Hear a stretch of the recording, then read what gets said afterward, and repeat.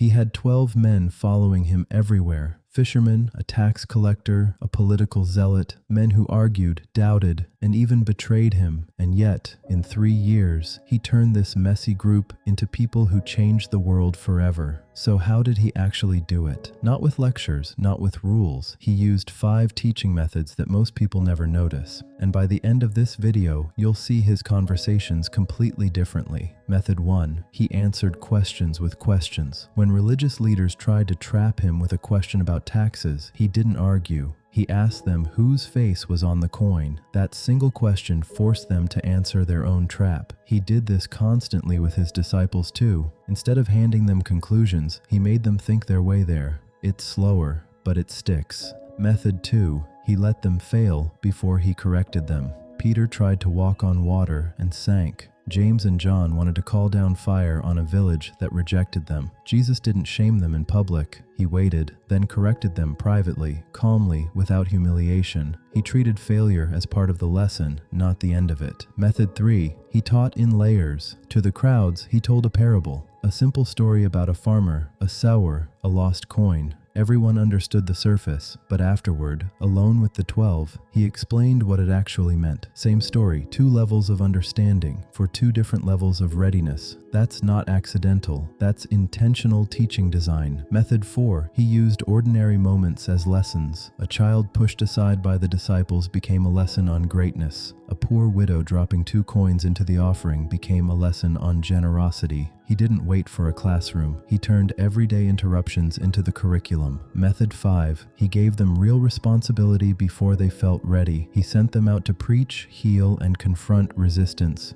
Without him physically there, not after years of training, while they were still confused, still arguing about who was the greatest among them. He trusted them with the mission before they trusted themselves. Here's what's wild. None of this looks like typical teaching. No blackboard, no structured curriculum, just questions, failure, layered meaning, ordinary moments, and early responsibility. And it produced people willing to die for what they believed. If there's one thing worth taking from this, the goal was never to make his disciples memorize what he said. It was to make them capable of thinking and acting like him when he wasn't there anymore. If you found this useful, subscribe, because next week we're breaking down how Jesus handled his most hostile critics and the specific tactic he used that religious leaders never saw coming.